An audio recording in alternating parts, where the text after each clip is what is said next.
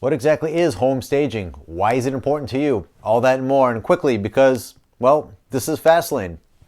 Stay tuned. This is Vasilios, and you're watching Fastlane.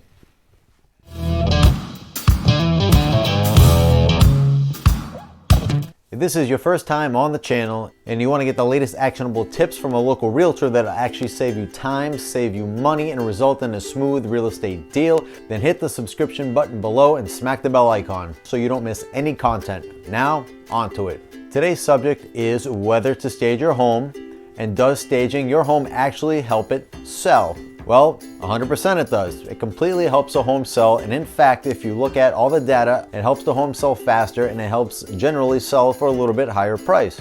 Now, if it does help your home sell, how do you go about staging it? As a realtor, if you're really trying to look out for your best interests of your client, and they've got a vacant home or an empty home, you're going to want to make some suggestions on how it's going to look best. And oftentimes that means either with their existing furniture or removing some of their own personal items that they have in the home to maybe declutter and make it present better. But if you're actually having to bring in a separate company to do the staging, your local realtor should have an experienced opinion on. They should have an opinion on staging companies that they've used in the past. What these companies do is take whatever is in your home and try and make sure that it appeals to a broad base of home buyers. Here's your first tip. Make your home less personal. It's an important thing.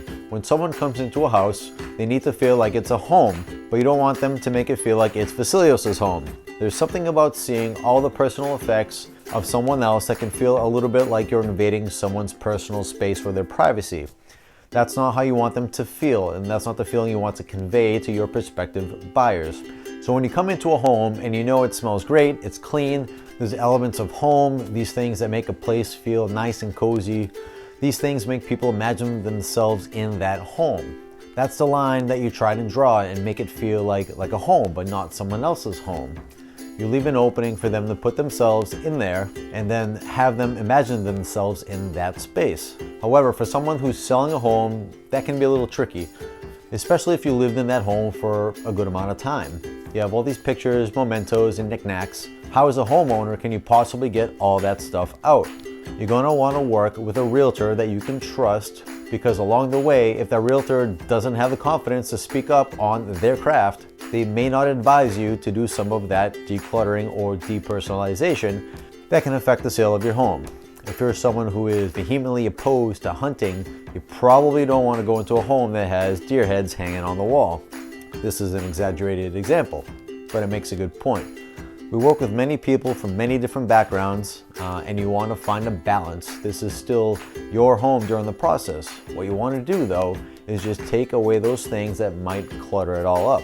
The difference between our home and a show home oftentimes is all the little knickknacks and all these personal effects. You remove them, it can help the place feel larger, bigger, cleaner, and have a broader appeal. Is it better actually to have a home staged or completely empty?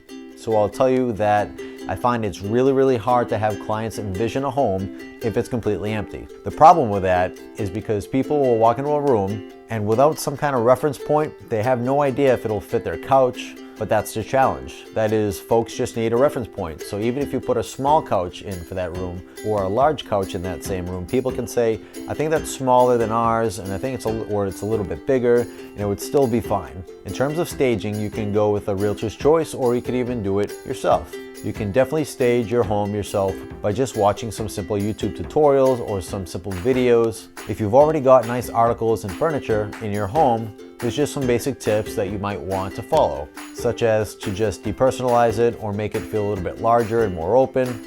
Now, if you're going to hire a company to bring in, you are going to have an upfront cost. That is generally greater than the cost of carrying it from month to month. That is because the staging company will have those upfront costs of actual labor coming in and setting it all up, maybe moving some of your existing furniture. Sometimes those costs can range anywhere from $1,200 to $2,000, depending on the size of the home for the first month. And then your next months after that are usually somewhere between 60 and 70% of that initial upfront cost. So if you think of a home that's 90 days on the market and you have a successful sale at the end of it, you might have to allow anywhere from $3,500 to $5,000 in staging fees. But if it helps your home sell in a tough market or helps people have a higher opinion of that home's value, that's money well, money well spent.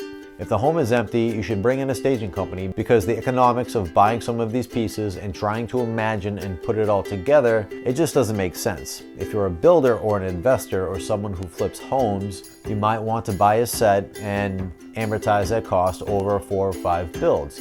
But for the average person like you and I, you're going to want to hire a professional because they just know the details and nuances that we don't. What you want to do, if you want to stage the home yourself, is think about the home in terms of someone completely with fresh eyes. So I would say the best way to do that is actually ask some of your friends or your family what their actual opinion of your home is. Those are the kind of things that you want to know because we're not generally that cognizant of our own spaces that we live in. So getting some opinions from friends and family and asking them to be totally blunt or to be very truthful, and then just don't take offense to it, because the reality is when the market comes out, when people from the market come out to view your home, they're gonna have no attachment to any of your furniture, to any of your things or pieces in your house, and they're going to be very brutal with their opinions of the property and your space. So it's important to have your house ready for that first impression, and that is why staging is so important. It's like you're going to meet the girl or guy of your dreams, and you show up wearing a Bill Belichick hoodie, and you're unshaven, and you didn't shower. Well, you want to make sure you put your best foot forward. It's very hard to imagine that level of cleanliness as long as you're living in that home while you're trying to sell it. The challenge for realtors is oftentimes they don't communicate the whole process of selling your home. Always go with staging. It's going to make a difference in the long run. It's actually the smallest price you'll have to pay to retain the greatest return on your home/investment. And especially in a tough market, your home has to stand out above everyone else's. So did you all stage your last home before selling it? How'd you do it? Did you use a staging company? Leave it down in the comments below, please. Now, if you like this video, then check out these at the top of your screen. And as always, thanks for watching. I'll see you in the next one.